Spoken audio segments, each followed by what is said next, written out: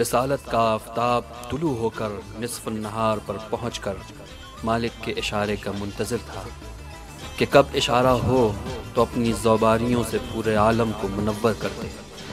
خورشید رسالت کو 40 سال تک انتظار کرنا پڑا۔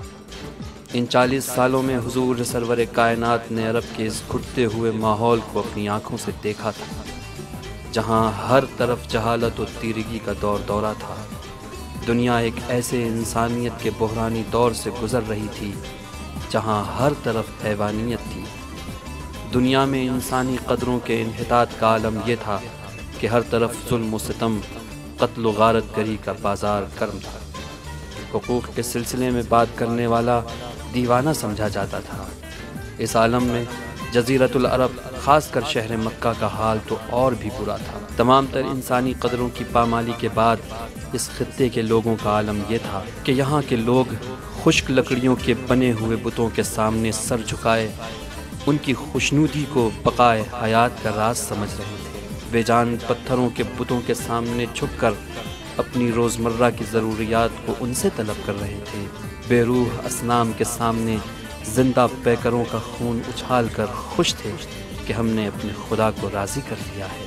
بڑے بڑے دیو ہیکل بتوں کے چرنوں میں انسانوں کی بلی چڑھا کر یہ سوچتے تھے کہ انہوں نے قرب خدا حاصل کر لیا ہے۔